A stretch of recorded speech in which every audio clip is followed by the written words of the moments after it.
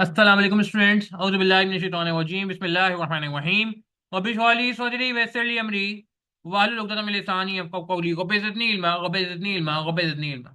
अच्छा जी, winter 2024 question number 1 और 2 हम ऑलरेडी जो है वो सॉल्व कर चुके हैं। आज हमने क्वेश्चन नंबर 3 सॉल्व करना है। इंपॉर्टेंट सवाल था जी। टोटल देखा जाए तो तकरीबन 24 मार्क्स का सवाल था। वन ऑफ द जिसे कहते हैं biggest question of paper. 9 mark की थ्योरी थी, 15 मार्क की कैलकुलेशन थी। थ्योरी भी इसमें काफी जो है वो डिफरेंट थी और ज्यादा मार्क्स की थी। तो क्या था इस 24 मार्क्स के सवाल में और कितना मुश्किल सवाल था देख लेते हैं। ज्यादा आई थिंक इतना मुश्किल नहीं था, मगर स्टिल आई थिंक जिसमें हमने बाकी सवाल सॉल्व किए ये भी हमें सॉल्व करना चाहिए। अच्छा, आई कैप के सॉफ्टवेयर पे सॉल्व होगा ये सवाल भी, जिस तरह बाकी सवाल हमने सॉल्व किए थे। तो मैं चाहूंगा जरा आई कैप का सॉफ्टवेयर आप लोग ओपन कर लें, अगर अभी तक ओपन नहीं किया है। ठीक है जी, तो आई कैप का सॉफ्टवेयर आप जरा ओपन कर लीजिए और फिर हम इसको बाकायदा जो है वो शुरू करते हैं। मैंने आई कैप का सॉफ्टवेयर वो कर लिया है, आप भी जरा ओपन कर लें जल्दी से प्लीज। चलिए जी, सॉफ्टवेयर ऑन हो चुका है। क्वेश्चन हम अब पढ़ना शुरू करेंगे जी। क्वेश्चन हमारे पास है क्वेश्चन नंबर 3। रिक्वायरमेंट पहले पढ़ लेते हैं ताकि हमें आइडिया हो जाए कि क्या मांगा हुआ है हमसे। रिक्वायरमेंट में हमसे कहा हुआ है, ए पार्ट में हमसे कह रहे हैं कि evaluate weather the offer undervalues the company. 15 mark का सवाल है, क्या ये ऑफर अंडर वैल्यू है। और be advise the board of the steps they can take to defend against the hostile takeover. Hostile takeover के बारे में बताना है कि क्या स्टेप्स लिए जा सकते हैं 5 मार्क के, जिसमें हम हॉस्टाइल टेक ओवर को जो है वो डिफेंड कर सकें। और बाद में उसके बाद फिर वो कुछ सोचो फाइनेंस का सवाल है। The board of AG gaming is considering raising new equity capital to fund its acquisition strategy as part of its defence against possible takeover. To achieve this, the board is looking to raise capital through a private placement of new shares. Private placement of new shares ये already हम जो है वो source of finance में देख चुके हैं। Private placement revise भी हो जाएगा इसी बहाने। Directly to institutional investor rather than to general public. Advise the board on two advantages and two disadvantages of the private placement to raise new equity capital. ये वाला सी वाला पार्ट निस्बतन आसान है क्योंकि प्राइवेट प्लेसमेंट में काफी बात हो चुकी है। बी वाला पार्ट ओपन बुक पॉलिसी ना होने की वजह से मैं समझता हूँ थोड़ा सा प्रॉब्लम क्रिएट कर सकता है। बट स्टिल आई थिंक हमने सारी चीजें सॉल्व करनी है। पहले हम 15 मार्क की कैलकुलेशन में बात करते हैं कि वो पूछ रहे हैं कि क्या ऑफर अंडर वैल्यू कर रही है कंपनी को, क्या ऑफर कम की लगाई गई है, क्या ऑफर ज्यादा की होनी चाहिए थी। तो ये पता चलेगा कि हमारी वैल्यू क्या आ रही है। अगर हमारी वैल्यू ज्यादा आ रही है और ऑफर वैल्यू कम है तो हम कहेंगे ये बेकार ऑफर है जी, ये मुनासिब ऑफर नहीं है। और अगर हमारी वैल्यू हमारे हिसाब से जो वैल्यूएशन बन रही है वो कम बन रही है और ऑफर ज्यादा की आई है तो हम कहेंगे बेच दें, फौरन बेच दीजिए इसको। ठीक है जी, सवाल पढ़ते हैं। टेक्निक्स क्या यूज हो रही है अभी हम देख लेते हैं। इसमें कुछ चीजें फेस पे नजर आ जाएंगी। AG gaming limited, AG is a public listed company. आई के सॉफ्टवेयर पे सॉल्व कर रहे हैं। AZ has developed several success computer games that have benefited from global success. The board of directors has recently received an unsolicited offer from World Games Limited (WG) to acquire 100% of its share capital of the company. The cash offer values AZ at a premium of 20% on the current stock market value of 5400 share. अच्छा देखें जी, एक बात हम अपनी habit बनाएंगे। इस habit से हमें बहुत फायदा हुआ है अल्हम्दुलिल्लाह। जो हमने क्वेश्चन नंबर 1 सॉल्व किया था, जो इस पेपर का आई थिंक थोड़ा ट्रिकियस्ट सवाल था, तो वहां पे हमें बड़ा फायदा हुआ था जब हमने इस तरह की बात की थी। तो वही बात मैं चाहूंगा आज हम इस सवाल में भी करें। देखें, बात को समझने की जरूरत है हमें कि हमें डेटा बनाना होगा। जितना अच्छा डेटा बनेगा उतना हमारे लिए काम करना आसान हो जाएगा। ठीक है जी, उतना हमारे लिए काम करना आसान हो जाएगा। तो डेटा बनाना शुरू करें। जरा बताएं क्या क्या चीजें आपको नजर आ रही हैं काम की हैं इसमें। लिख देते हैं ना यार साथ साथ, क्या ख्याल है। जो चीजें आपको समझ आ रही हैं काम की हैं वो लिख दीजिए। ठीक है, इसमें क्या क्या चीजें काम की नजर आई हैं अभी आपको। देखें जरा। देखें, डेटा बनाना मैं वापस कह रहा हूँ कि कंफर्म मतलब ये नहीं है कि इसके बगैर आपका जिसे कहते हैं ना कि पेपर पास ही नहीं हो सकता। मगर डेटा बनाने से आपको आसानी हो जाती है, आपको आसानी हो जाती है। ठीक है ना। तो जी, करंट शेयर प्राइस आ रही है 5400। अच्छा, ये हम इसको हटा देते हैं जी, इसकी जरूरत नहीं है।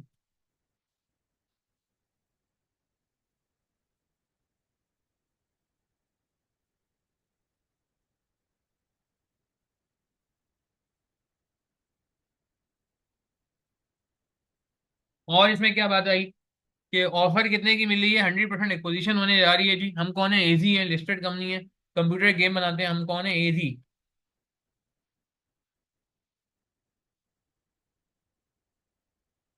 कंप्यूटर गेम्स की कंपनी है। ठीक है, थोड़ा समझने में आसानी होगी डायनामिक्स के। अच्छा, उसके अलावा वो कह रहे हैं कि भाई प्रीमियम कैश ऑफर मिल रही है, premium of 20% on the current stock market value.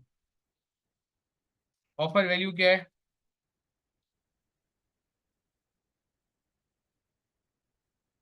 Above market value.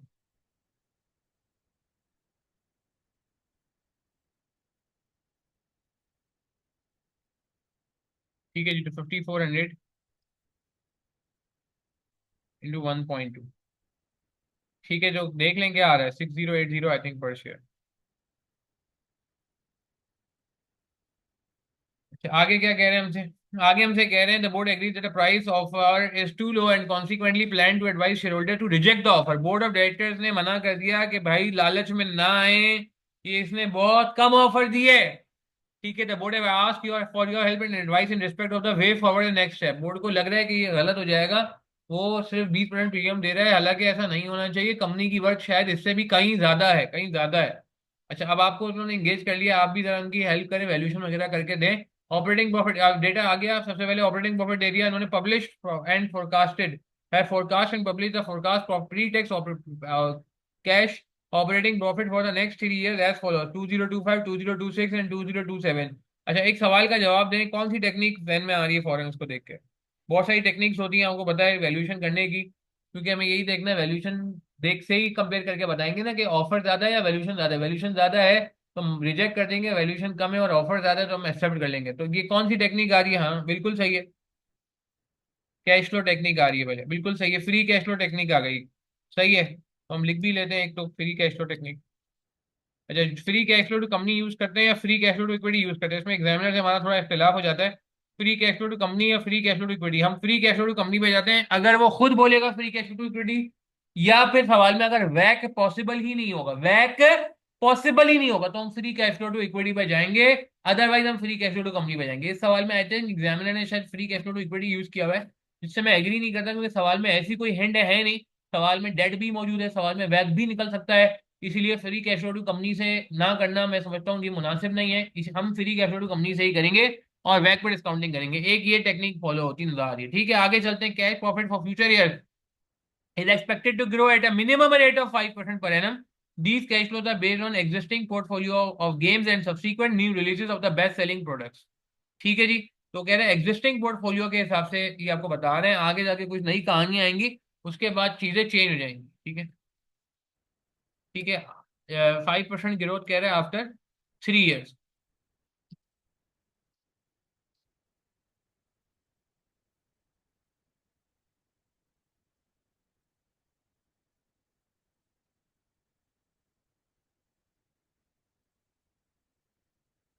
ठीक है जी, नेक्स्ट आगे बढ़ते हैं, और आगे क्या कह रहे हैं हमसे?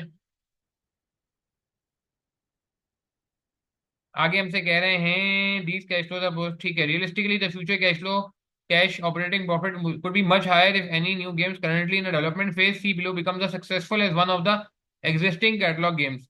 Research and development, a published forecast cash flow do not include the operating profit of a major new game that AC hope to release in 2025। देखें जी, अभी इन्होंने नॉर्मल एग्जिस्टिंग पोर्टफोलियो का बताया आपको, ठीक है, और ठीक है, एक उसके बाद वो कह रहे हैं कि नहीं, मजीद आप काम कर सकते हैं अगर आप कुछ रिसेंट डेवलपमेंट कर लें, मेजर न्यू गेम्स,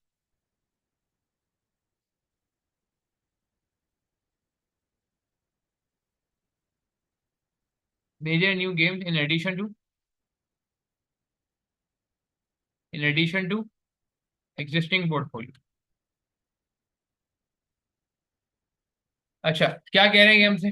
उसके बाद हमें बता रहे हैं कि भैया ये रिसेंट डेवलपमेंट इन्होंने की है, और the game which has been working title Escape is being developed in a partnership with a major technology company.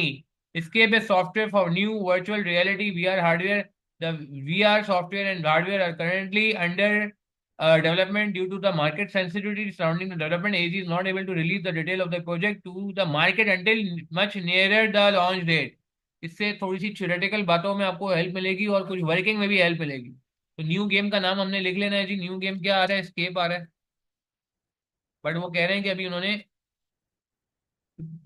इन 2025 आएगा ये है। सॉरी, यहाँ से हम कुछ नहीं करते। अच्छा, इसको ये थोड़ा सा ऊपर नीचे हो गया है, छोड़े इसको, जाने दें। हाँ ये है, स्केप के बारे में कह रहे हैं कि इन 2025 आएगा, और ये कह रहे हैं कि जी ये गेम के बारे में हमने इन्फॉर्मेशन ज़्यादा नहीं दी है, वो मार्केट नहीं हुआ under the launch, near the launch date, वो ज़्यादा रिलीज नहीं कर रहा है। ठीक है, और हाँ सही है। Not able to release detail of the project to the market until much nearer the launch date, ठीक है।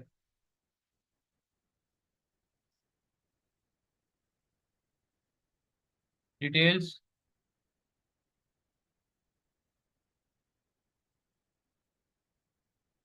नॉट गेट पब्लिक, डिटेल्स को भी पब्लिक नहीं किया है इन्होंने, ठीक है। अच्छा आगे चलते हैं, आगे क्या कह रहे हैं, इसकी खास बात क्या है, the AG is confident that Scape will generate substantial pre tax cash operating profit in future.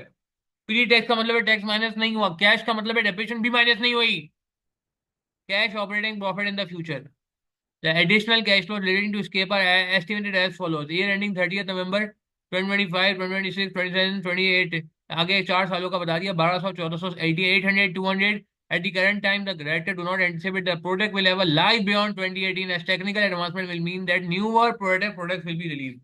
तो 4 years कैश फ्लोज है, उसके आगे बता रहा है AG will of course continue to invest in research development, a reasonable estimate of pre tax cost operating profit from new games launch after escape from 2029 is estimated to be 1,000 million per year till infinity, ठीक है जी। तो ये कह रहा है कि उसके बाद फिर ये 1,000 million पर ईयर के हिसाब से चीजें मिलती रहेंगी, जो थोड़ी बहुत हम डेवलपमेंट्स करेंगे, ठीक है। तो डिटेल्स नॉट येट, अगले 4 years cash flows and then ₹1,000 per annum इन परपेचुअलिटी।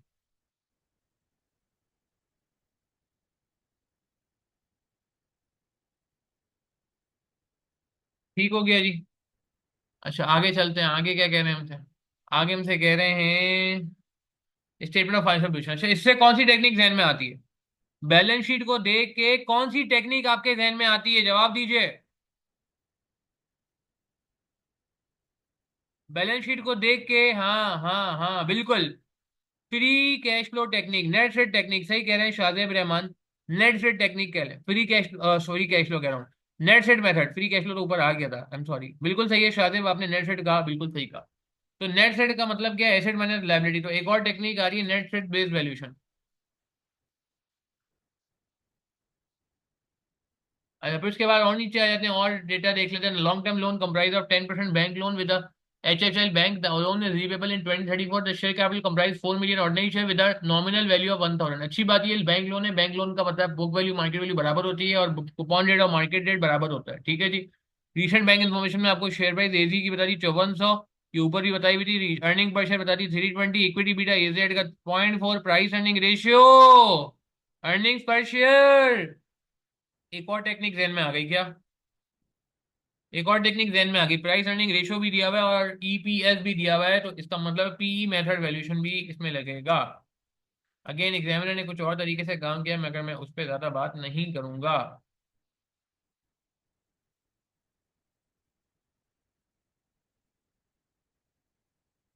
अच्छा आगे बढ़ते हैं, नेक्स्ट क्या कह रहे हैं हमसे, नेक्स्ट हमसे कह रहे हैं कि मार्केट रिटर्न 20% है, रिस्क फ्री रेट 10% है, टैक्स रेट 29% है। वो फॉर्मूला लग जाएगा कहीं निकालने के लिए, रिस्क फ्री रेट वाला बीटा भी गिवन है, R F minus R F वाला। Requirement evaluate whether the offer undervalues the company. तो आसान टेक्निक से शुरू करते हैं पहले, और फिर लेंदी टेक्निक में जाएंगे। जल्दी से बता दें पहली टेक्निक कौन सी यूज करें, नेट एसेट्स बेस्ड वैल्यूएशन, ठीक है जी। नेट एसेट बेस्ड वैल्यूएशन पे आ जाते हैं पहले।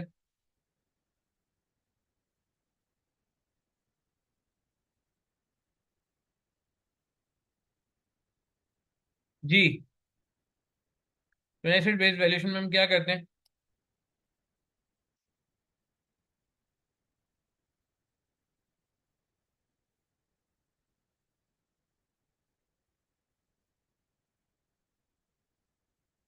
Asset minus liabilities.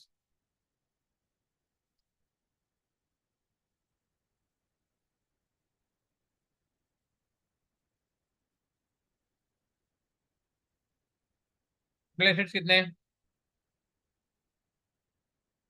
18,645, ये रहे 18,645।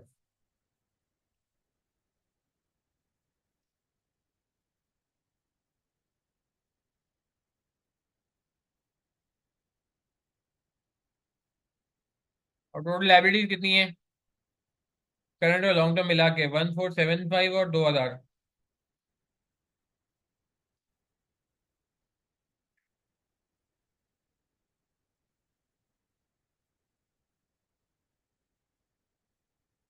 जी। Net set based valuation minus कर ले, क्या आ गया? ठीक हो गया। बिल्कुल सही है।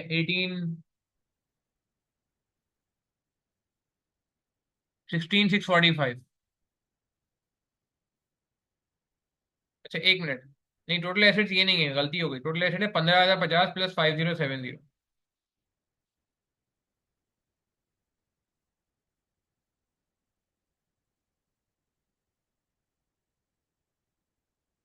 अच्छा डायरेक्ट भी आप काम कर सकते हैं वैसे, कि डायरेक्ट इक्विटी पोर्शन भी ले सकते हैं। एसेट माइनस लायबिलिटी कैपिटल होता है ना, यानी कि asset minus liability capital equity होता है। तो आप डायरेक्ट इक्विटी पोर्शन भी ले सकते हैं, क्योंकि कोई एडजस्टमेंट नजर नहीं आ रही कि बेड डेट की इन्वेंट्री की कोई एडजस्टमेंट हो जो हमने अपने नॉर्मल सेशन में पढ़ी है। तो 16,645 भी आप डायरेक्ट ले सकते हैं।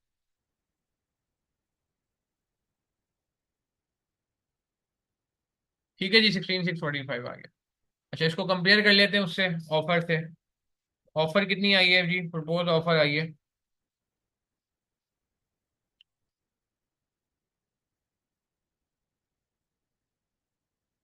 तुमने ऊपर निकाल था ना।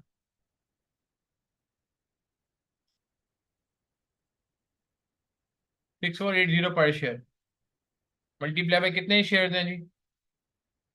कितने शेयर हैं जी? ये देखें क्या कह रहा है, पार वैल्यू नॉमिनल वैल्यू 1000 है। 4 मिलियन ऑर्डिनरी शेयर्स हैं, इंटू 4 मिलियन शेयर्स।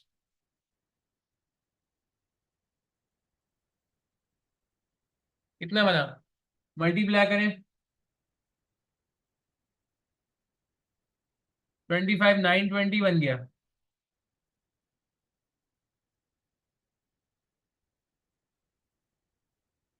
क्या लग रहा है?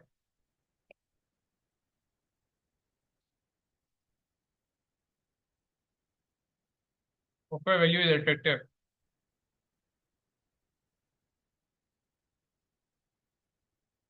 ऑफर वैल्यू क्या है, अट्रैक्टिव है? कितने से बढ़ रही है? 55.75, 55.7%। 55.7% कैसे आ रहा है?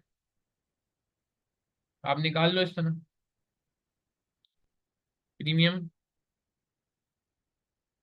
As per net set based valuation.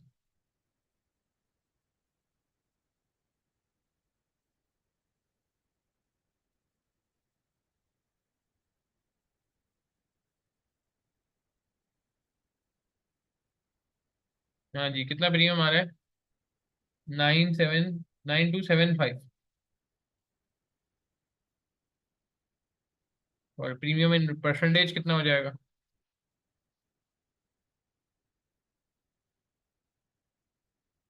Assets कितने, 16,645।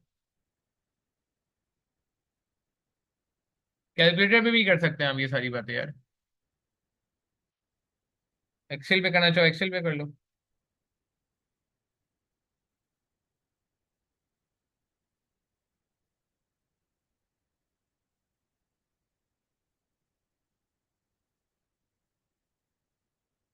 557 ना, नहीं 55.7%, यही कह रहा था मैं।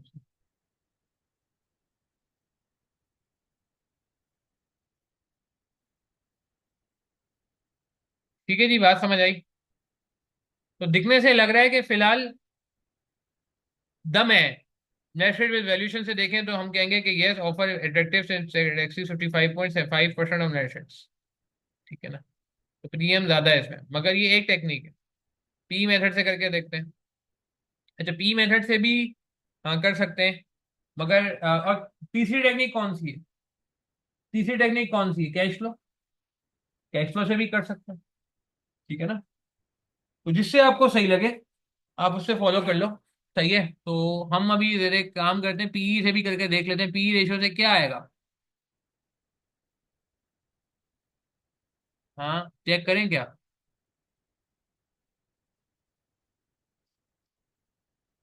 एग्जामिनर ने शायद अर्निंग मेथड लिया हुआ है, मगर मुझे पीई मेथड ज्यादा बहुत मुनासिब लग रहा है यहाँ पे।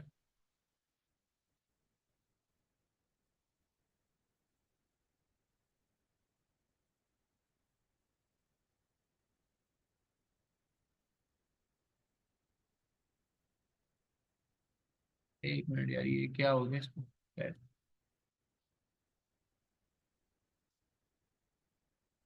ठीक है जी। अच्छा, पी मेथड पे आ जाते हैं। पहला मेथड हमने कंप्लीट कर लिया है। पी मेथड में वैल्यूशन कैसे निकालते हैं?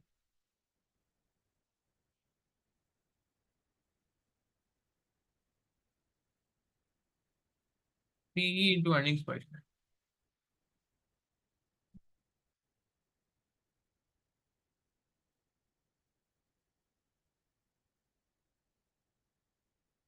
ठीक है जी, बात समझ आती है। सही है ना? ठीक है।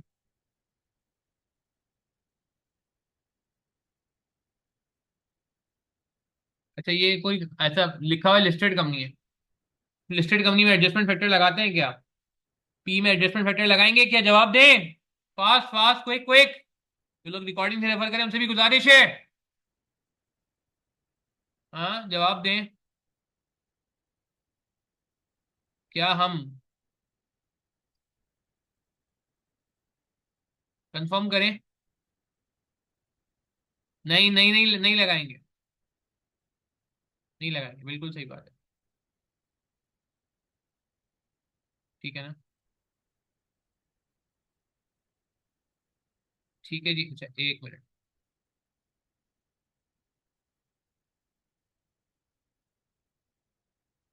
अच्छा, तो मैं क्या कह रहा था, हाँ, पी रेशियो इंटू अर्निंग्स पर शेयर, ये भी, ये नोट भी करना है हमने ना।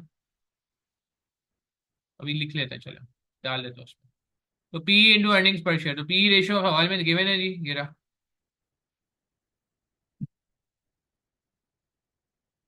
पी रेशियो सवाल में ये रहा ना भाई, इधर चला गया। 20.2। 20.2 और इसको आपने यूज कर लेना। ठीक है ना? अब मसला ये है कि ये जो डब्ल्यू जी का दिया हुआ है, डब्ल्यू जी के थ्रू वैल्यूशन हो रही है ना, तो कोई मसला नहीं है। क्या हो गया? अब ये जो अर्निंग्स है एसी की, आगे जाके डब्ल्यू जी की बन जाएंगी ना। डब्ल्यू जी की बन जाएंगी ना? नहीं? आप मेरी बात समझ रहे हो? ठीक है, मतलब आप जो है वो डिफरेंट एंगल से भी देख सकते हो, मगर आप मेरा पॉइंट समझ रहे हो? कोई इशू नहीं है। ठीक है। मतलब आप इसका पी भी निकाल सकते हो, क्योंकि मार्केट प्राइस है, अर्निंग्स है, तो उस हिसाब से तो वही आएगा। पी रेशो से करोगे तो सही है ना, वही आ जाएगा, 5400 ही आ जाएगा। अगर मैं ये इन दोनों फिगर्स की बेस पे पी रेशो निकालूं और फिर वापस से शेयर प्राइस निकालूं, 5400 ही आएगी ना। मैंने क्या तीर मारा? तो मैं डब्ल्यू जी का पी रेशो यूज कर सकता हूँ, ये कह के कि यार ये मार्केट में सिमिलर इंडस्ट्री में ऑपरेट करता है, ऐसी कोई बात लिखी हुई भी थी शायद ऊपर कहीं। सही है ना? डब्ल्यू जी जो है वो भी क्या कहते हैं, गेम्स में ही ऑपरेट करता है, देखिए ना, नाम में ही गेम्स आ रहा है। ठीक है, तो मैं ये वापस इसलिए कह रहा हूँ बातें, क्योंकि हो सकता है आप बोलो कि नहीं सर, हम अपना पी निकालें ना, क्यों डब्ल्यू जी का पी? तो अपना पी निकाल के देख लो। शेयर प्राइस और अर्निंग्स दी नहीं, तो निकाल लो डिवाइड करके, कि कुछ आएगा 5400 डिवाइड बाई 320 करके देखो, 16.9 आएगा। 16.9 आएगा एग्जैक्ट, आई के अपने भी करके दिखा हुआ है। मैं बता देता हूँ क्या कह रहे हो। अगर तुम पी रेशियो अपना निकालना चाह रहे हो, एजी का, एजी का पी रेशियो निकालने के लिए तो प्राइस डिवाइड बाय अर्निंग्स, 16.9। अब इस पी को जब मल्टीप्लाई करोगे वापस से अर्निंग से, 320 से अर्निंग पर शेयर से, तो वही बन जाएगा 5400। तो मैंने फायदा क्या हुआ इस टेक्निक को इम्प्लीमेंट करने का? फायदा क्या हुआ? तो मैं इसलिए इस टेक्निक को नहीं इम्प्लीमेंट कर रहा, मैंने लिख दिया है, लिख दिया है। और तो मैं स्ट्राइक थ्रू कर दूं? पॉसिबल है इसमें स्ट्राइक थ्रू करना? हाँ, अगर स्ट्राइक थ्रू करना पॉसिबल है तो मैं वो कर देता हूँ कि एग्जामिनर को, चलो यार मैंने बता भी दिया कि यार ये मैंने किया था मगर मुझे मुनासिब नहीं लगा, इसलिए मैं इसको काट रहा हूँ। ऐसा कुछ मेरे ख्याल से यहाँ पे नजर आ नहीं रहा मुझे वैसे, बाय द वे। तो खैर, अब नहीं आ रहा नजर तो इसको काट देते हैं। इसलिए मैं कह रहा हूँ कि पीई रेशियो आप उसका यूज कर लें। देखें, ये सवाल आप मुझसे, मुझे पता है, पूछेंगे बाद में जब इंडिविजुअल क्वेरीज आती हैं आखिरी महीने में कि सर ये पीई रेशियो तो उसका है, तो भाई मैं अपना पीई रेशियो यूज करके तो कहीं नहीं जाऊंगा ना, नो वेयर। टेक्निक वेस्ट हो जाएगी मेरी, तो समझो टेक्निक अप्लाई नहीं हुई। तो डब्ल्यू जी का इसलिए कि डब्ल्यू जी ठीक है, उसी इंडस्ट्री में है ना यार। तो लिख लेता हूँ मैं can be computed through share price and EPS.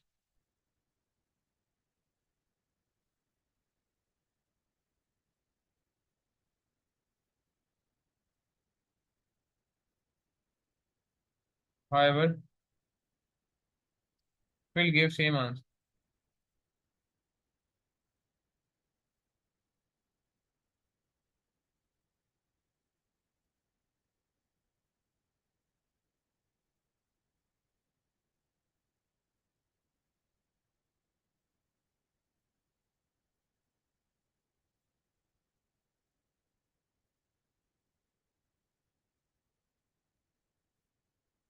EPS से मल्टीप्लाई करेंगे तो वही बन जाएगा। ठीक है ना, therefore advisable use P ratio of, क्या नाम है इसका, WG। सही है। वैल्यूएशन कर रहे हैं ना यार, उसी के एंगल से करें तो ज्यादा बेहतर नहीं है? उसने ही कंपनी एक्वायर करनी है ना भैया। तो share price,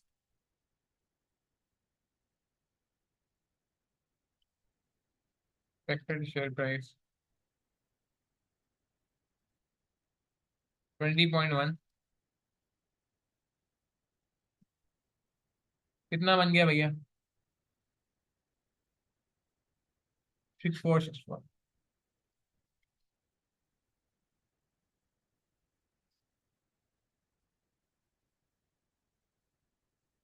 total value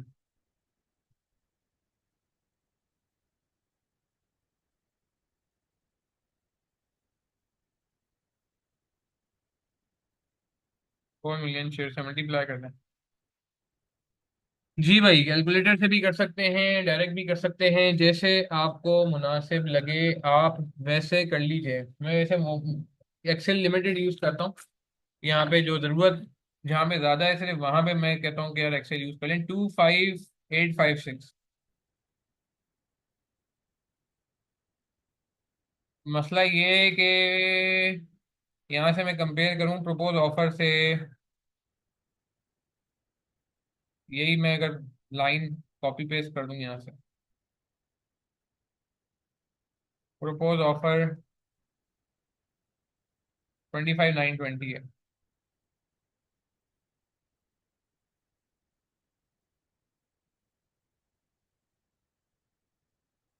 offer is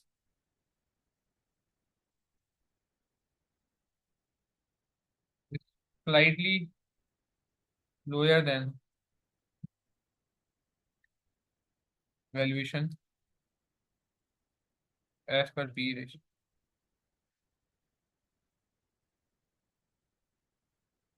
therefore, क्या लग रहा है, अट्रैक्टिव है? Not attractive, it is not providing any premium on PE valuation, PE based value.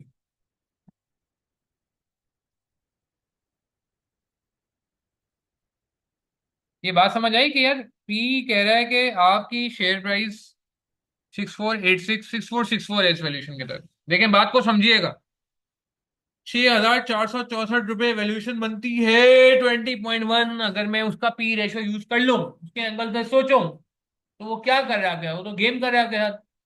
अपने पी रेशो, उसके पी रेशो जो कि वो मार्केट में इंडस्ट्री में अच्छा नाम है, उसको हम यूज कर लेते हैं, उसके पी रेशो पे चले जाएं अगर हम, तो वैल्यूएशन तो 28.566 25 मिलियन करीब आ रही है। और आपकी ऑफर, प्रपोज ऑफर भी इतनी की है, 25.92 की। तो offer value is slightly higher than valuation, sorry lower नहीं है। कितना कितना परसेंट प्रीमियम है? प्रीमियम निकालना चाहो तो निकाल लो, कितना प्रीमियम निकालना है तो निकाल लो। ये लो, चलो प्रीमियम निकालो।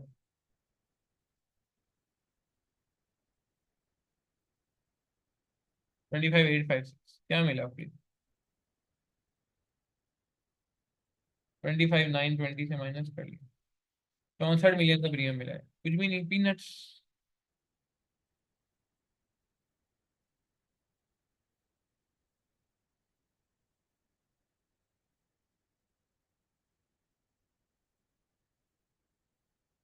54 डिवाइड बाय परसेंटेज में भी निकाल लो।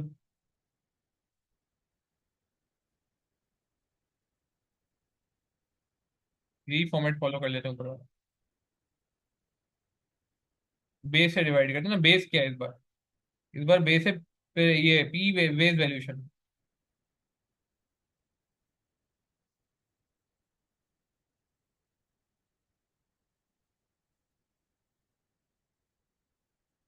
0.2%, कुछ भी नहीं है यार। ठीक है, तो थोड़ा सा हमें एनालिटिकली चलना होगा। यहाँ तक बात समझ आती है? It's is fine. चले, यहाँ तक मैं नोट करता हूँ, फिर बात को आगे बढ़ाएंगे, फिर कैश फ्लो असल टेक्निक पे बात करते हैं जी। ठीक है, क्वेश्चन नंबर 3A का सोल्यूशन भी हमने यहाँ पे कॉपी पेस्ट कर दिया है। अब सिर्फ नेट सेट बेस वैल्यूएशन रह गई है, इसको देख लेते हैं जल्दी से जरा। अच्छा जी, इसको अब हम ऊपर लेके जाते हैं जरा, क्योंकि ये हमारा मेन एरिया है। अब हमें यहाँ पे एक्सेल का सहारा लेना पड़ेगा। अच्छा जी, एक्सेल का सहारा कैसे लेते हैं? सबसे पहले हम वैक निकाल लेते हैं। तो यहाँ पे एग्जामिनर से मुझे इख्तिलाफ है। एग्जामिनर कहता है जी आप उस पर निकाल लो। किस पे? क्या कहते हैं, अल्लाह भला करे, फ्री कैश फ्लो इक्विटी। मगर मुझे कोई यहाँ पे कोई ऐसी लाइन नजर नहीं आई कि उसने फ्री कैश फ्लो इक्विटी बोला। हाँ, मार्केट वैल्यू इक्विटी में निकालेंगे, मगर फ्री कैश फ्लो इक्विटी की मुझे कोई भनक नहीं पड़ी। तो इसमें मैं क्या कहते हैं, वी विल यूज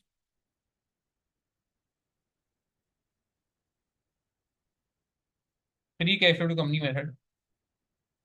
सवाल इतना मुश्किल नहीं है यार, बजट रिक्वेशन मैंने कहा ना, रिसेंट में इतना मुश्किल नहीं आ रहा।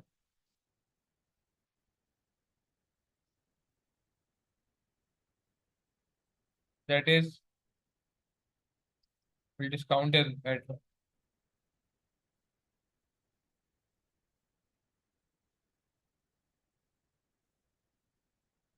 सिंस।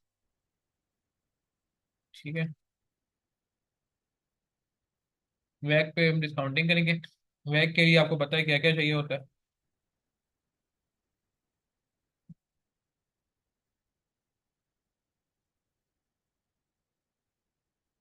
ई चाहिए होता है, मार्केट वैल्यू इक्विटी। डी चाहिए होता है, के ई चाहिए होता है, के D one one S T चाहिए होता है। तो डी हमारे पास मौजूद है, 5400 की शेयर प्राइस थी, जो 4 मिलियन शेयर थे।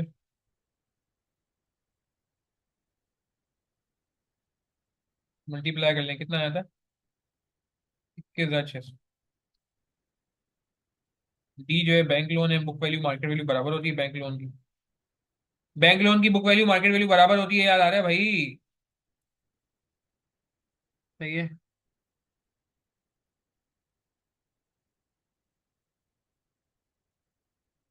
कितना था जी? कितने चला गया, कितने चला गया? ये लॉन्ग टर्म लोन जो है बैंक लोन है ना, बैंक लोन की बुक वैल्यू मार्केट वैल्यू बराबर होती है, तो इसमें बड़ा आसान सा हो गया जी। 10% इसका रेट है, सूदी रेट। के ई अभी निकाल लेते हैं, के D university 10%, 1 - tax rate.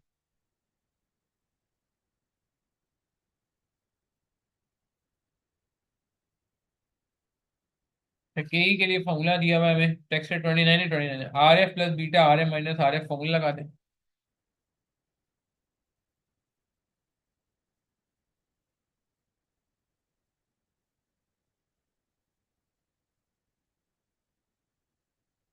Risk free rate कितना है जी? 10% है। बीटा 0.4 है, आर एम 20 है।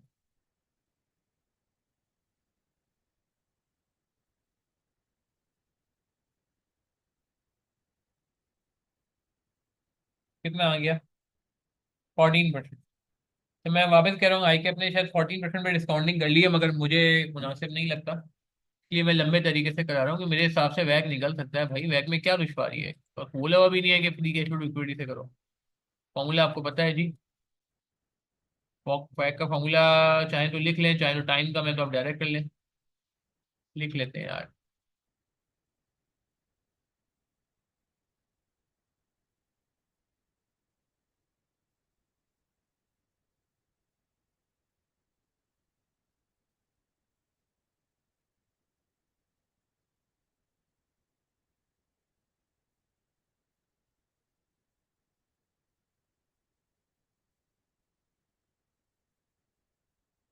ठीक है जी, तो वैक निकाल लेते हैं।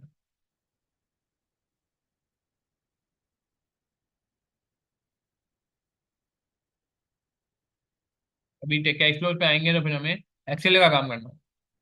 अभी एक्सेल के बगैर हो रहा है काम ना, तो चला लेते हैं।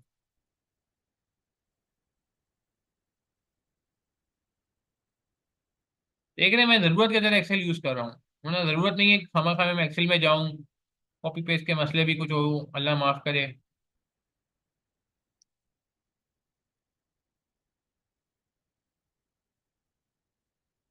ठीक है जी, अपॉन ई प्लस डी।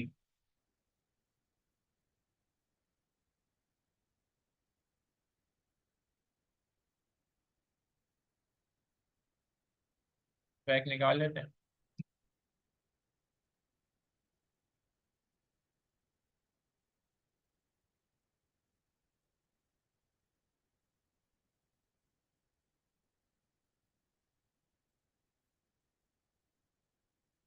जी मैं ये देखें, ये भी मैं कैलकुलेटर पे कर रहा हूँ। जो मुझे जरूरत ही नहीं है, मतलब वहां जाने की, तो मैं क्यों जाऊँ, मेरा सवाल ये है। एक्सेल पे 13.4%। कोई बात नहीं, डेसिमल में आ रहा है तो। कौन सा मैंने मैनुअल डिस्काउंटिंग करनी है। ठीक है जी, 13.4% बैक आ गया मेरा। अब आ जाते हैं जरा कैश फ्लोज पे। कैश फ्लोज ये, कैश फ्लोज ईयर जीरो, नहीं sorry one.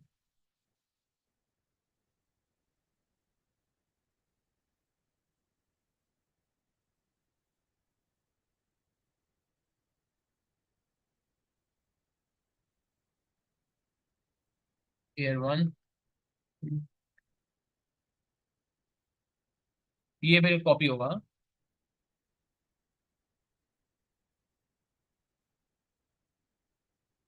Pre tax operating cash flows.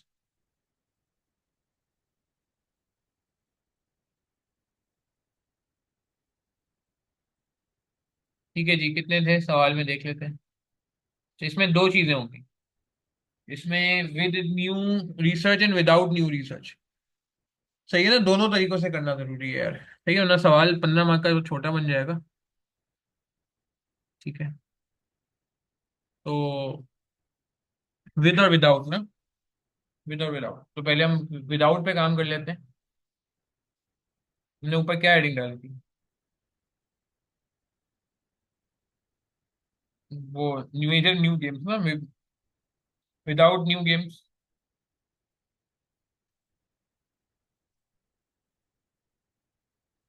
इसको मैं कनेक्ट भी करूंगा ना। सेमी स्ट्रॉन्ग स्ट्रॉन्ग से कनेक्ट भी करना है। सेमी स्ट्रॉन्ग स्ट्रॉन्ग से कनेक्ट भी करना है। That is existing portfolio.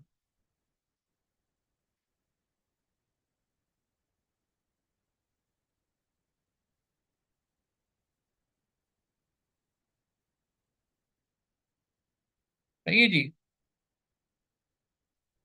और फिर हम एक और बात में करेंगे विद विद न्यू गेम्स। इसमें प्री टैक्स कैश फ्लोज क्या क्या है हमारे पास।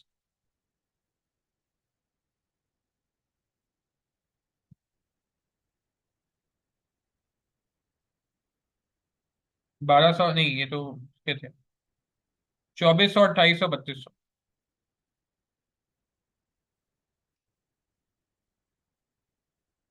लेकिन अब जाके मैंने एक्सेल पहली बार यूज किया, कोई सवाल। डिपेंड करेगा कि हमें नीड है या नहीं है, नीड होगी तो करेंगे, वरना ये नहीं, जबरदस्ती नहीं करना हमने एक्सेल यूज ना। क्या फायदा। अच्छा, इसमें प्री टैक्स और टैक्स माइनस करना पड़ेगा भैया।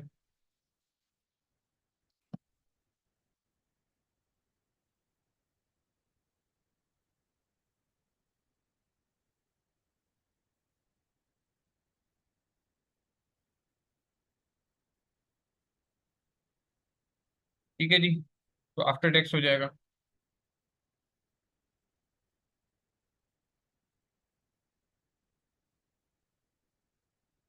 और ये ज्यादा अच्छी technique free cash flow to company है। Free cash flow to equity वाले में फिर वही है कि इंटरेस्ट और टैक्स और उसकी टैक्स सेविंग ऑन वो, और फिर लोन वगैरह का आना जाना।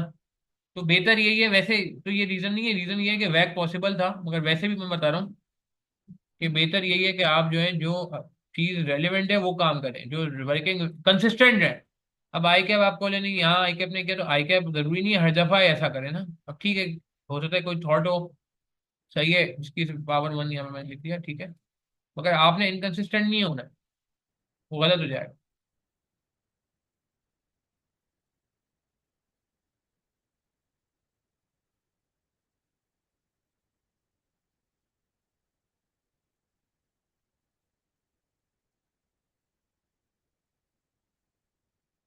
ठीक है जी, तो ये हमने फिगर निकाल ली।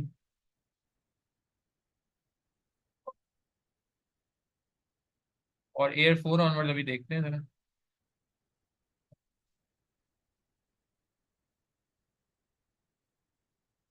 ये फिगर हमें ऐसे रखनी पड़ेगी थोड़ी सी।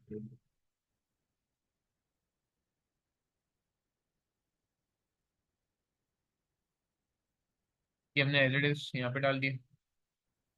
ठीक है, एयर फोर ऑनवर्ड्स के लिए हमें वो फॉर्मूला लगाना पड़ेगा। याद है टर्मिनल वैल्यू का कॉन्सेप्ट? हाँ जी, याद करें टर्मिनल वैल्यू क्या होती थी। हाँ, कैश फ्लो लेके जाने पड़ते थे आगे तक के लिए, आगे तक के लिए। टर्मिनल वैल्यू का कॉन्सेप्ट लगा दें यार, कितने परसेंट कह रहे हैं, 5% ग्रोथ कह रहे हैं ना, लगा देते हैं।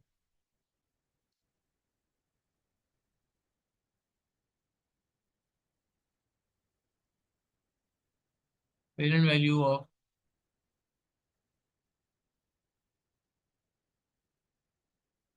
After 3 years, cash flow in year four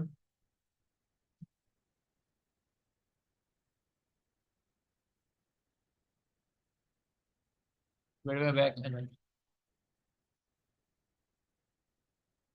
ठीक है ना, ये फॉर्मूला देख रहे हैं अभी मैंने यहीं पे फॉर्मूला कैसे लिख दिया है, अंडरलाइन कर दिया, नेक्स्ट लाइन में ले गया उसको। सही, cash flow in year four divide by back minus दी, तो प्रेजेंट वैल्यू आएगी आफ्टर 3 ईयर्स। 3 ईयर्स के बाद की आएगी, हाँ, शुरू के 3 साल तो ऑलरेडी लैप्स हो गए ना, गुजर गए। तो निकाल लेते हैं ईयर फोर का कैश फ्लो कैसे निकलता है, आपको पता तो है।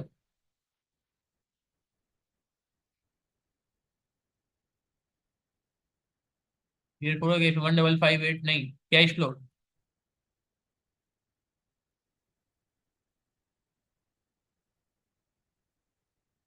2272। तो ये 2272, ये एक तरह की वर्किंग ना ऊपर संभालना ज्यादा आसान होता है मेरे हिसाब से।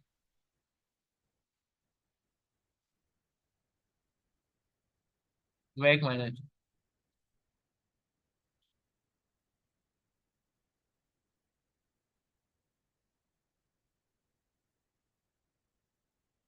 क्या फिगर बनी? 2272 1.05 डिवाइड बाय 28,400, 28,400।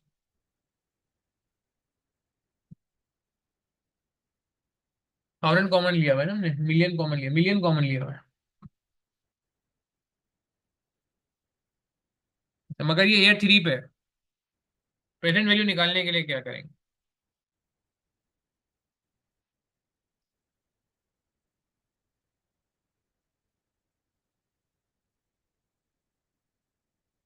कि वापस डिस्काउंटिंग करनी पड़ेगी ना भैया।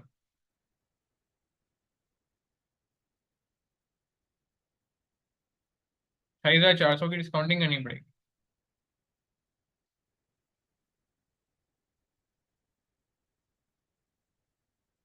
लेकिन ना 3 साल बाद का फिगर है ना ये। डिविडेंड ग्रोथ मॉडल याद आ रहा है, वहां भी यही होता था, P not equal D one upon के माइनस जी। पी थ्री होता था तो डी फोर होता था, पी सिक्स होता था तो डी सेवन होता था। हमेशा डिविडेंड आगे का होता था, फिर उसको पीछे लेके जाते थे। प्रेजेंट वैल्यू कैलकुलेट करते थे, पीछे लेके जाते थे, डिस्काउंटिंग करते थे। इसको भी डिस्काउंट कर दो ना यार। 13.4% वैक था ना।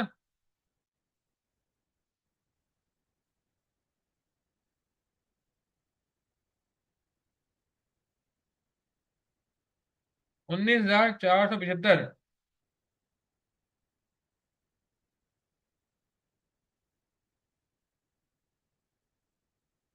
Total present value of company कितनी आ जाएगी?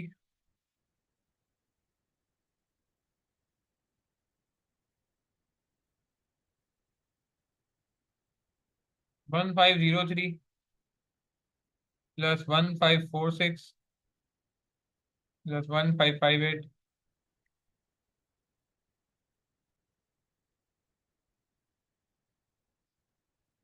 ठीक है जी, कितना बन गया?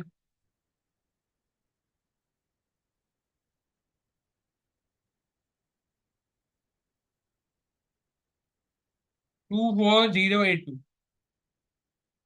24082। सही है ना?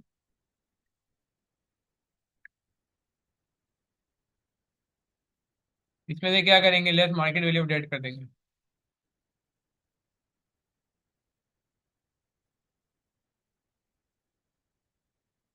कितनी?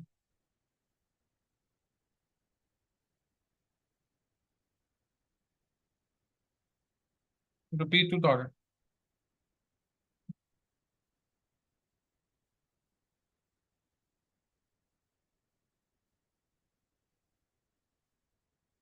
ये आ गई market value. Market value equity आ गई, और फिर चेक करें प्रीमियम क्या है। एक छोटी सी फिगर और होगी, सवाल एंड हो जाएगा।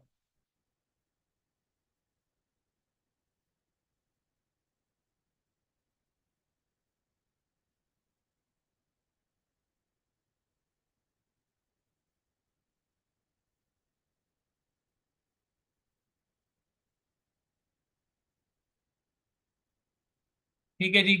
अब वो चेक कर लेते हैं प्रीमियम कितना है विदाउट न्यू गेम्स।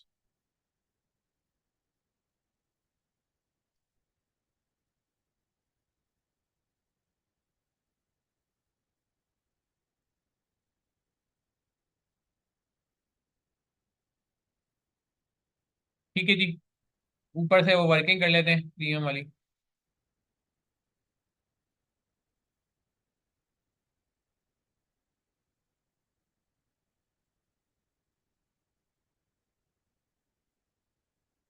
याद है ना, ये हमने वर्किंग की थी।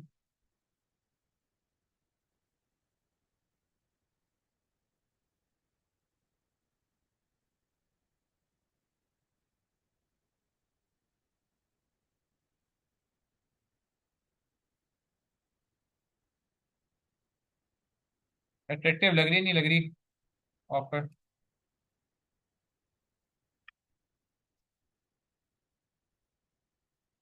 प्रपोज ऑफर ये है प्रीमियम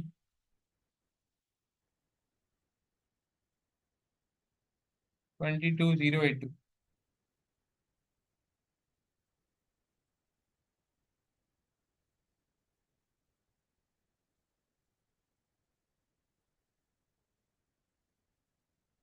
383।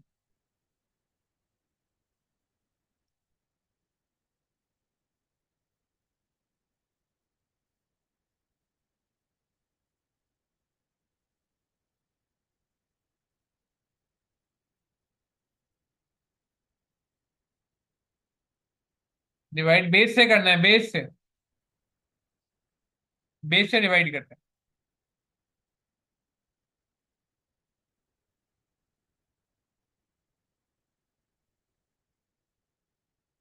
17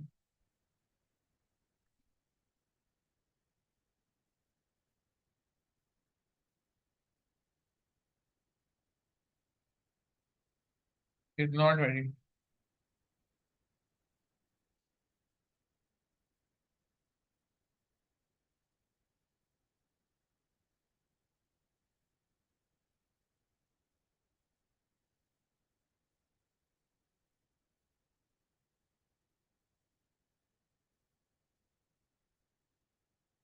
मार्केट वैल्यू एज पर।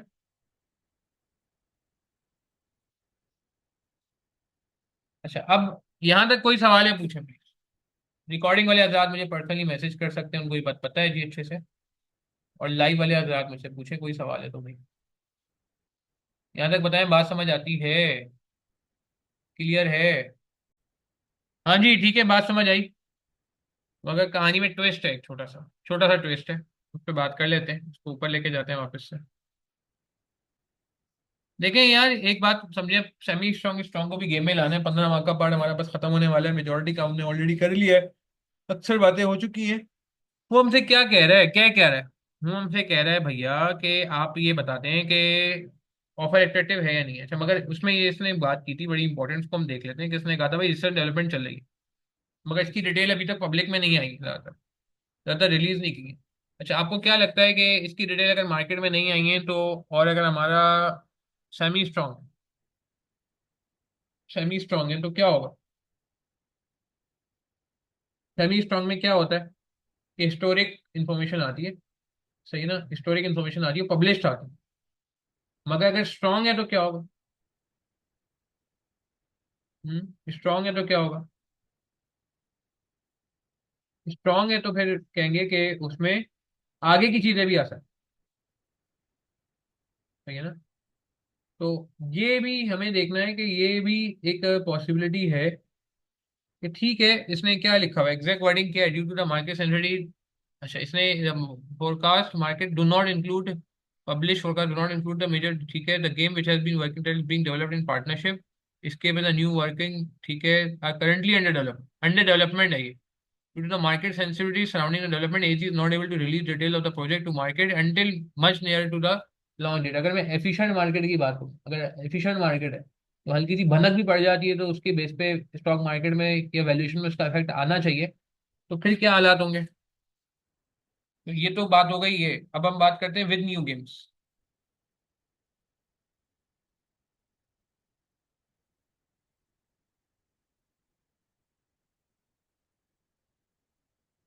अब क्या होगा अगर न्यू गेम्स आ रहे हैं? तो what next?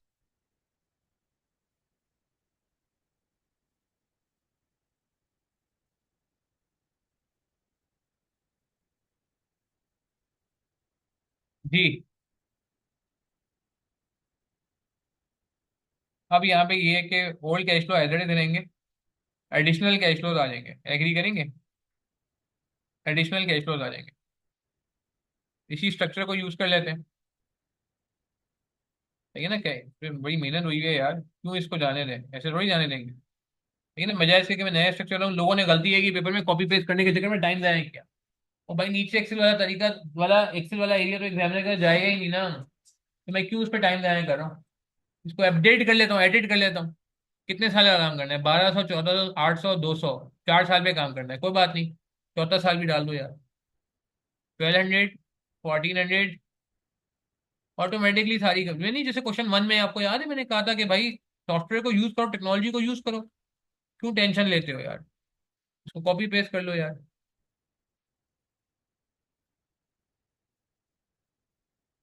Control C, control V, ये लो। और बोलो, और बोलो। बात समझ आ रही है? देखो कितना आसानी से काम हो गया यार, सब चीजें, सारी चीजें मौजूद है। इसको कॉपी कर लो। बाकी वही कहानी करनी है जो ऊपर की थी। वो कैश फ्लो इन ईयर 3 था तो वो ईयर आफ्टर ईयर 4 हो जाएगा। अच्छा, उसमें इनफाइनाइट का था सीन, सॉरी, 5 से इंफिनिटी। इसके भी कैश फ्लो यही कर लेते हैं। 5 to इंफिनिटी कितने कैश फ्लो थे? 1000 मिलियन के थे मेरे ख्याल से। टैक्स रेट कितना था? देखना, हाँ, यही कर रहे हैं वर्किंग, वो मैं टेबल चेंज कर दूंगा। टैक्स रेट वही 29% है, डिस्काउंट फैक्टर ये नहीं आएगा। भाई ये इसके नीचे लिखा है ना कि वो कह रहे हैं कि हर साल वो 1000 मिलता रहेगा, तो इसको सिंपल कर लो बात को यार। इसका डिस्काउंट फैक्टर निकाल लें हम, कैसे निकलेगा? 1 से इंफिनिटी का डिस्काउंट फैक्टर क्या होता है? 1 से इंफिनिटी का डिस्काउंट फैक्टर क्या होता है? 1/0.134, ठीक है, minus sum of the discount factor 4.513। देखिए मेरी बात समझ आ रही है? मैंने क्या किया, ये डिस्काउंट फैक्टर निकाला है मैंने, 5 से इंफिनिटी का डिस्काउंट फैक्टर निकाला है। 5 से इंफिनिटी का डिस्काउंट फैक्टर कैसे निकाला है? 5 से इंफिनिटी का डिस्काउंट फैक्टर कैसे निकाला है, इसकी वर्किंग देख लें। कि पहले मैंने डिस्काउंट फैक्टर निकाला 1 से इंफिनिटी का, चलिए लिख लेता हूँ।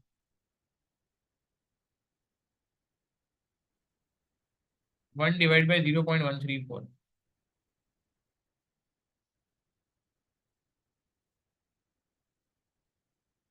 7.463। फिर लेस कर दिया इसमें डिस्काउंट फैक्टर फॉर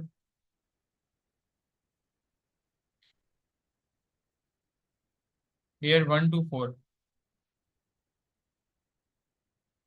एनुटी के फॉर्मूले से लगा लो यार, ये डायरेक्ट निकाल लो, ये सारे डिस्काउंट फैक्टर का सम कर लो। सम कर लेते हैं चलो। वैसे तो मैंने निकाल लिया है वहां पे, मगर सिर्फ सेटिस्फेक्शन के लिए 2.949, 2.95 कर लो।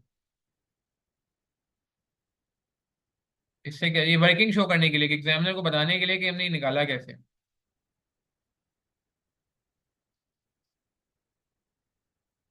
ईयर 5 से इंफिनिटी आ जाए।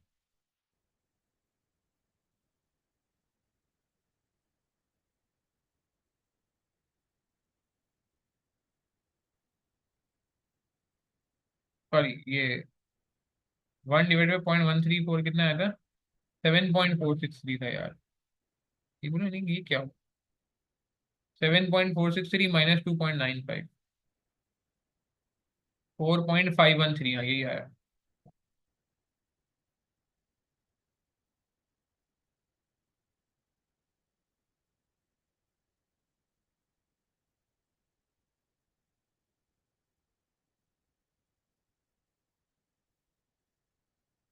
ठीक है जी। ये मैं टेबल ऑफ ये वाला कॉपी करूँ, और सम कितना हो गया इसका?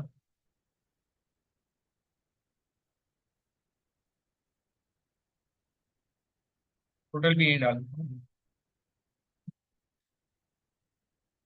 5203.89।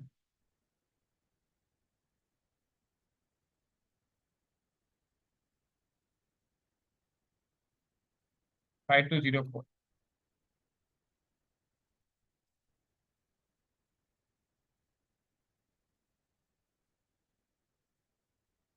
ठीक है जी। इसको कॉपी कर लेंगे, इसको हटा देते हैं।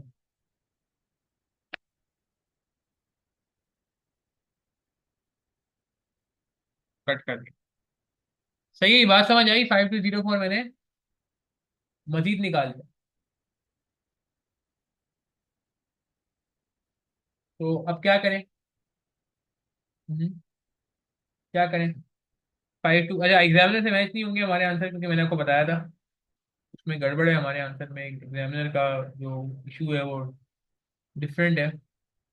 ठीक है जी। अब इसको जरा कंटिन्यू करो ना यार, कैसे चलेगा काम? ओ बाबा कैसे चलेगा भाई, ओ बाबा कहाँ से चलेगा? हम्म। तो इसको जरा ऐड कर लेते हैं हम, ये इसमें ऐड हो जाएगा ना, पुरानी वाली जो वर्किंग थी हमारी, इसमें ऐड हो जाएगा। क्या ख्याल है? कर लेते हैं जरा ऐड। वो, अब बात हो रही है कि अगर हम नए लॉन्चेस कर देते हैं तो दोनों को ऐड कर लो। 5 कितनी आई थी फिगर विदाउट न्यू गेम्स? 22,082 आई थी, और 5204 आई थी।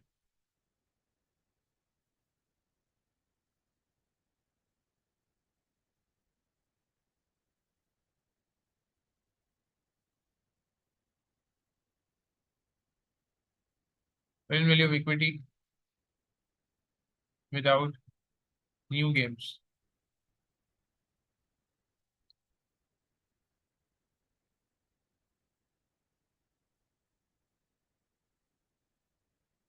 ये कॉपी होता है जरा,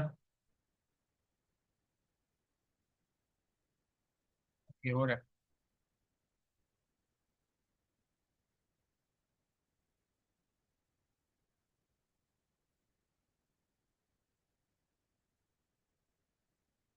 विदाउट न्यू गेम्स हमने अभी निकाल दी ना, कितनी निकाल दी without new games? 22,082।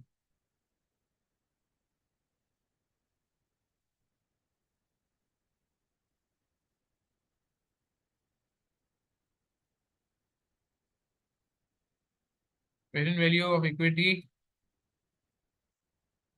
Of new games.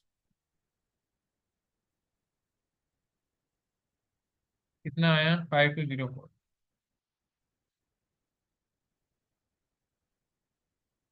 Revise. अगर एफिशिएंट मार्केट है फिर हालात ये होने के।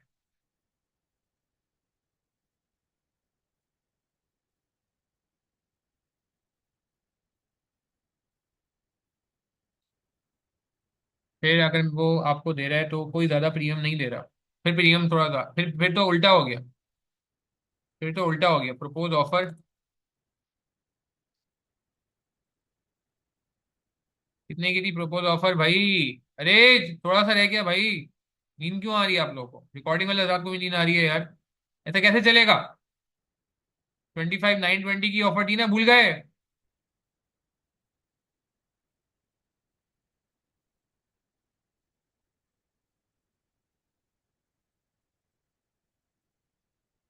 लॉस हो जाएगा।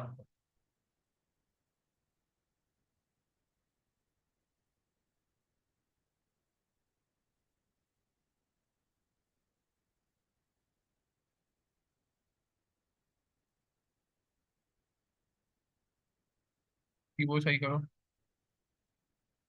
प्रेजेंटेशन।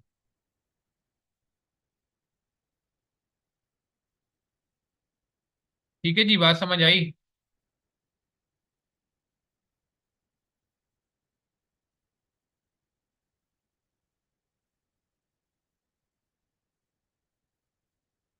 ये हो रही बात with news.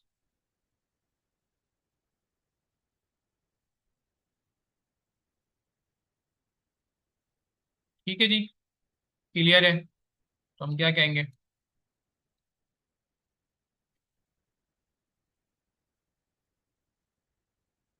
Offer seems seems very low gains expected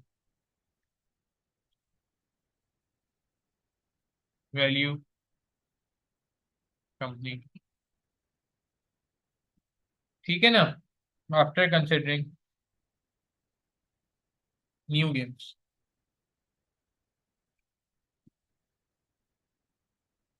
ठीक है जी, बात समझ आई। इसको भी जरा नोट कर लो, विद न्यू गेम्स को।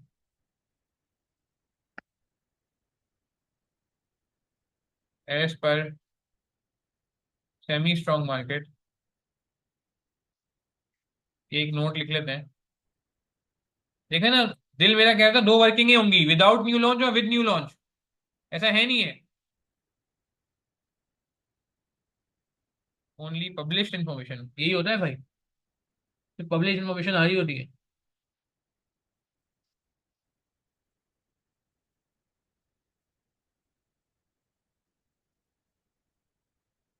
Is considered for valuation, is reflected in the market price,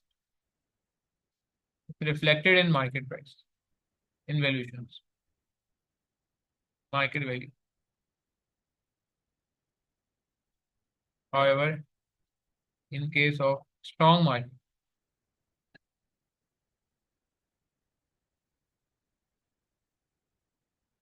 strong market में क्या होता है जी? Undisclosed but forecasted also reflected। ठीक है जी, बात समझ आ रही है।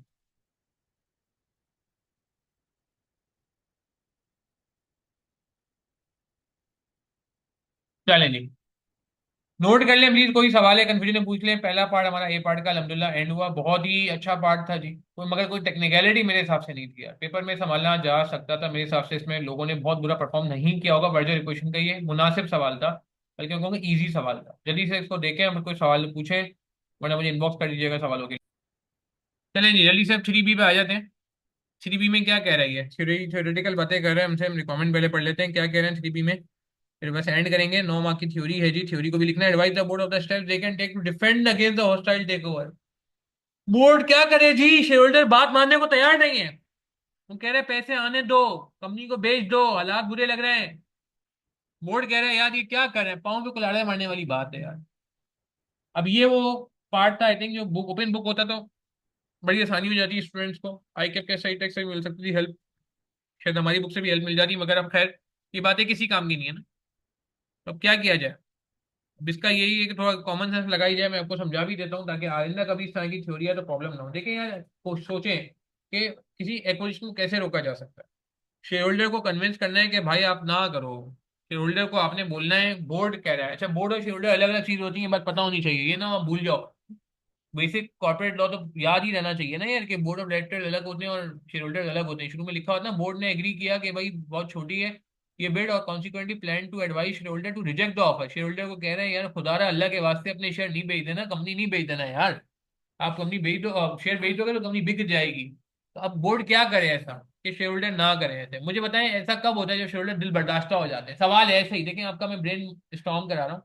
कब ऐसा होता है जब शेयर होल्डर दिल बर्दाश्त हो जाए, जब उनको कोई फ्यूचर अच्छा नजर नहीं आता, जब कोई स्ट्रेटजी नहीं होती, जब कोई डिविडेंड नहीं मिल रहा होता, जब एसेट बिल्कुल थकी हुई वैल्यूज पे होते हैं, हाँ, जब उनको कोई और बायर नजर भी नहीं आ रहा होता। ये चार पांच रीजन हो सकते हैं, 5 मार्क का सवाल है, 5 रीजन तो दूं। तो अगर मैं इनको वाइस वर्सा कर दूं, देखिए बात समझिएगा ही, मैं बहुत इंपॉर्टेंट बात करने जा रहा हूं। अगर मैं इनको वाइस वर्सा कर दूं, यानी कि कंपनी की हालत अच्छी नजर आने लगे, यानी कि कोई स्ट्रेटजी, कोई डायरेक्शन, कोई मिशन विशन नजर आ रहा है, कोई उम्मीद की किरण है, कोई डिविडेंड वगैरह भी मिलना शुरू हो गया शेयर होल्डर को, कि शेयर होल्डर कह रहे हैं चलो यार ठीक है पैसे मिल रहे हैं ना, डिविडेंड मिल रहा है, कोई बात नहीं पैसे रोक लो। या कंपनी की वैल्यू, कोई एसेट वैसेट इंक्रीज हो गया अचानक से, कोई प्रॉपर्टी की वैल्यू बढ़ गई, आपने कहा शेयर होल्डर ने कहा यार चलो महंगा बिकेगा एसेट तो कम, हमें फायदा होगा। हाँ, या फिर कोई और दूसरे बायर्स कहीं नजर आ रहे हो अच्छे से, तो आप बोलो कि हाँ यार मार्केट ओपन है, हम इस बंदे को नहीं बेचेंगे, हम कोई दूसरा बायर ढूंढ लेते हैं, अच्छा बेच देंगे। क्या ख्याल है। हाँ, तो ये सारी है ना, और नहीं हो तो फिर उल्टे सीधे कुछ रास्ते भी होते हैं कि कोई ऐसा कंडीशन लोन लोन में डाल दी जाए। लोन बैंक से तो आप डील करते हो ना यार, बैक डेट करना मुश्किल होता है, मगर खैर ये भी एक तरीका होता है कि आप बैंक को बोल दो कि यार शेयर होल्डर को या कंपनी को नोटिस भेज दें कि अगर आपने ओनरशिप चेंज की तो हमारा लोन वापस करना पड़ेगा। तो नई कंपनी जो ले रही होगी वही डर जाएगी, बोलेगी यार ये तो बड़ा मसला हो जाएगा, आते ही पैसे देने पड़ जाएंगे, इतने पैसे पता नहीं है नहीं है उनके पास। मगर ये अच्छा टर्म नहीं माना जाता। अब इसके कुछ टर्म्स हैं तो मैं इनके टर्म्स भी आपको सिखाता हूँ। ठीक है जी। Various ways to hinder, hinder कहते हैं रोकना, बैरियर करना, हॉस्टाइल टेक ओवर। एक डाल लेते हैं जो दुनिया में माना जाता है पॉजिटिव या हेल्दी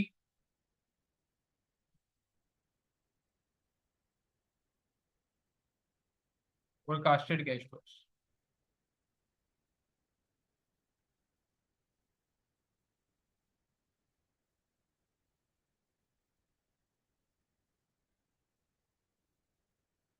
ठीक है जी, ऐसे ये ऐसे मना कर रहा है तो खैर हो गई, तो हम ऐसे ही लिखेंगे हेल्दी फोरकास्टेड कैश फ्लोस। क्या मतलब है कि देखें, वो बात ये कि ये जो आपने नहीं कहता कि ये लॉन्च वाली बात, लॉन्च गेम्स हैज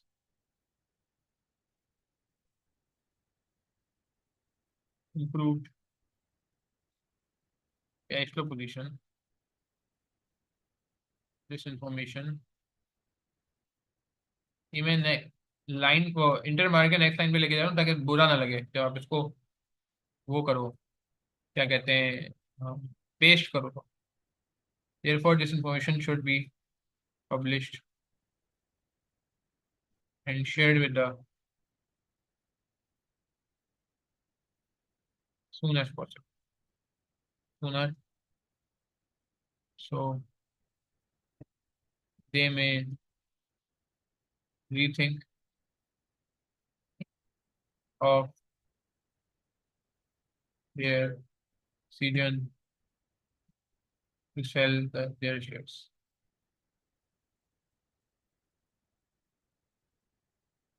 ठीक है ना, लेकिन अपनी लैंग्वेज में लिख सकते हैं, कोई मसला नहीं है। सही है। और फ्यूचर स्ट्रेटजी बता लें कुछ।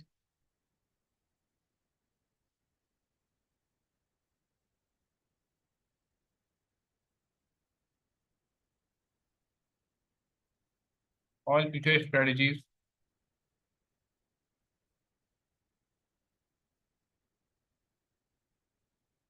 Related to all future strategies related to innovation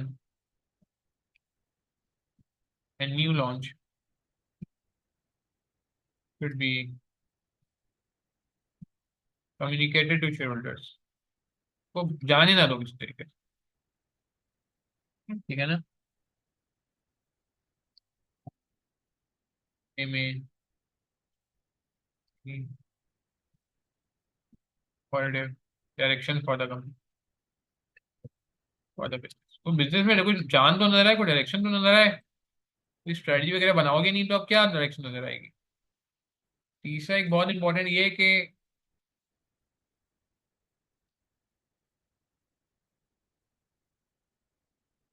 high dividend, dividend ज्यादा देते हैं। उससे भी शेयरहोल्डर रुक जाएगा, जाते हैं बोलेगा नहीं यार ये कंपनी बेहतर हो रही है। Dividend act as signalling effect, याद है सिग्नलिंग इफेक्ट किसी ने पढ़ा है अभी तक? अगर डिविडेंड थ्योरी अभी तक नहीं पढ़ा है तो फिर ये नहीं समझ आएगा। डिविडेंड थ्योरीज का टॉपिक अगर आपने पढ़ लिया है, act as a signalling effect.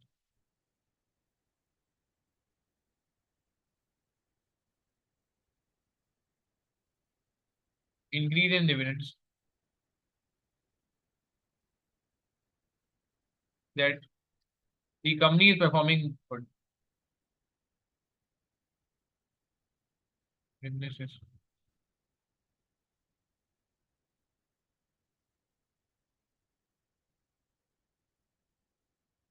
Performing well, therefore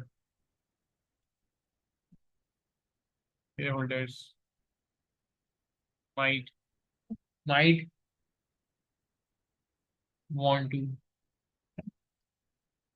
continue holding shares।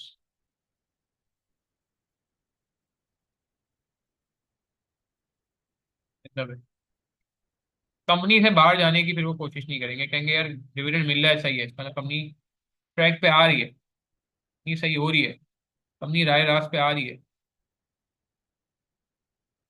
और रिवैल्यूएशन ऑफ एसेट्स भी एक है कि मैनेजमेंट रिवैल्यूएशन कर दे,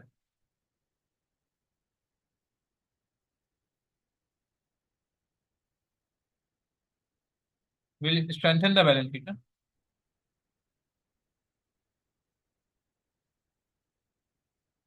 थ्रू रिवैल्यूएशन। क्या ख्याल, देखें लॉजिकल लग रही है बातें।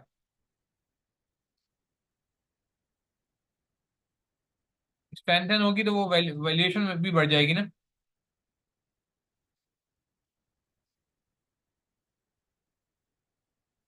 Statement of financial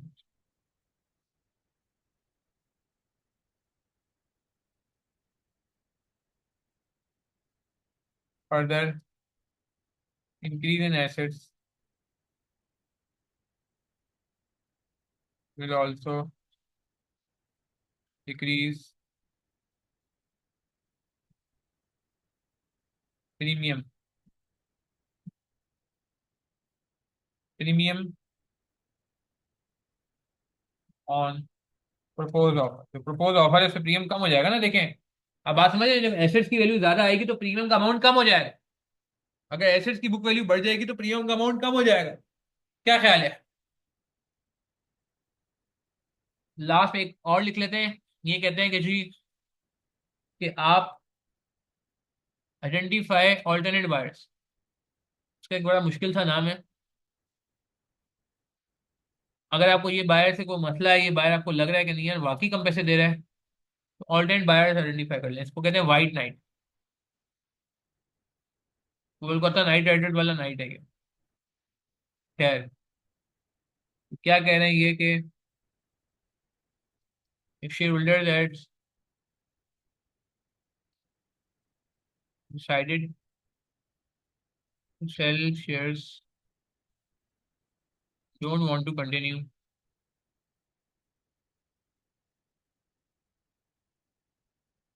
then identify other alternate बायस।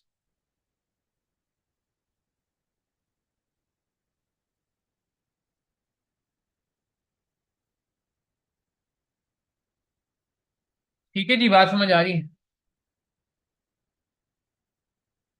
और ये भी पॉइजन पिल एक चीज होती है।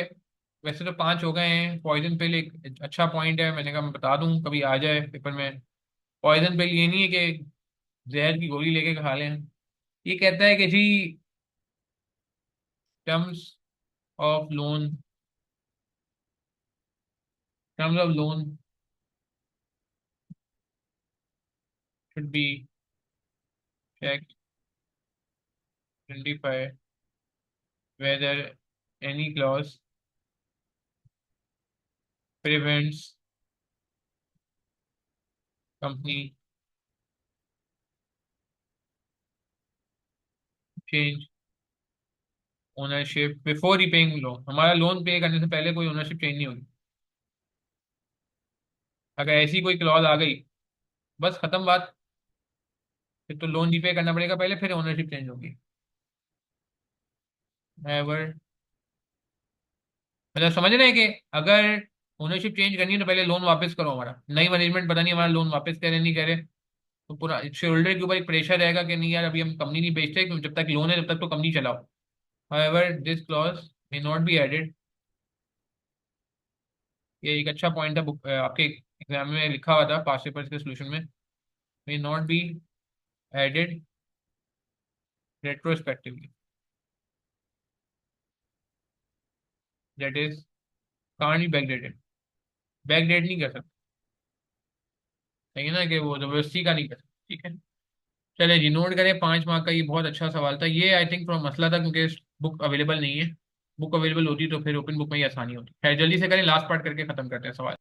चलें जी, लास्ट पार्ट है। प्राइवेट प्लेसमेंट के दो फायदे और दो नुकसान बताने थे हमने। सी पार्ट वापस से एक दफा देख लेते हैं क्या कह रहे हैं। Advice the board on two advantage and two disadvantage of private placement to raise new equity capital.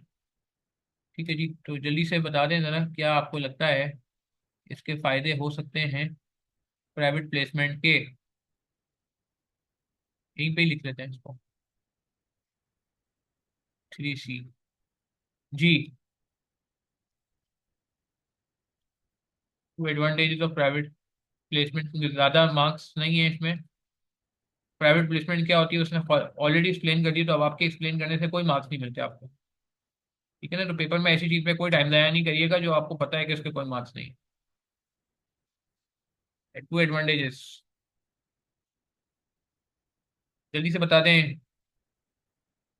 एक एडवांटेज तो ये है, जल्दी बताएं। Quick, quick way of raising finance. Formalities वगैरह नहीं है ना।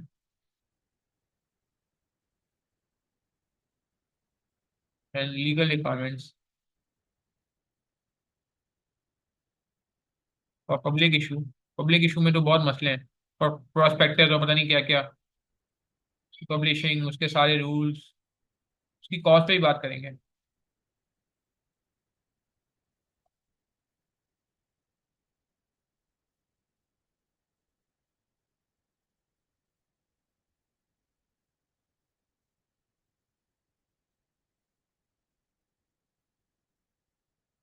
Are not needed, needed to be follow. ठीक है जी, और क्या फायदा है। Low cost, less expensive.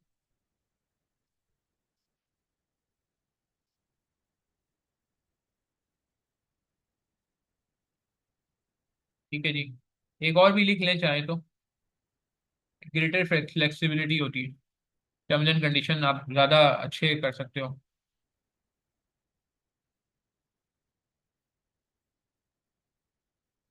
As tailored terms and conditions such as class of shares. ठीक है ना, क्लास ऑफ शेयर्स वगैरह ये आप कर सकते हो। ठीक है, डिसएडवांटेजेस बता दें जी। प्राइवेट प्लेसमेंट के नुकसान क्या हैं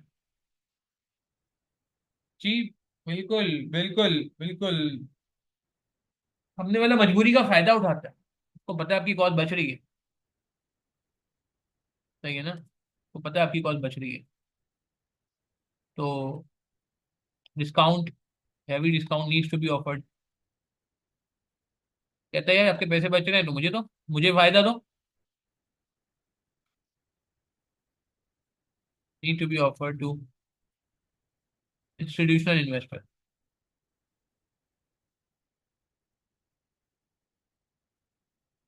against private placement. Private placement में हम इंडिविजुअल्स के पास जाते हैं ना। कहता है यार हैवी डिस्काउंट मतलब है हमें पैसे कम मिलेंगे, डाइल्यूशन ऑफ कंट्रोल हो जाता है।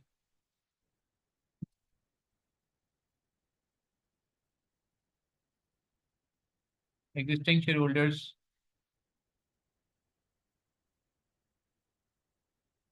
Voting power decreases. वो इन्फ्लुएंस भी करता है वैसे ना, कभी कभार इंस्टीट्यूशनल इन्वेस्टर कभी इन्फ्लुएंस भी करता है। एंड रिड्यूस डिविडेंड्स, डिविडेंड भी रिड्यूस किया। दो हो गए, बहुत है, बस खत्म, छुट्टी करते हैं आपकी। हाँ, इन्फ्लुएंस वाला पॉइंट भी लिख लेना यार, जो भी मैं कह रहा था। मोर इन्फ्लुएंस ऑफ इंस्टीट्यूशनल इन्वेस्टर। आएगा तो अपनी बात मनवाएगा ना। सही है ना। और डिसीजन मेकिंग, मेरी बात मानो, खैर मैंने पैसा दिया, मेरी बात मानो। तो जरूरी नहीं है कि आपको बात अच्छी लगे, ओरिजिनल शेयर होल्डर बोलेगा यार मैंने कंपनी बनाई थी मेहनत से, देखो मेरे पास ही आ गए। ठीक है जी, चलें यहीं तक रखते हैं, अपना ख्याल रखिएगा। इसको मैं सेव कर लेता हूँ, कोई सवाल है पूछ लें।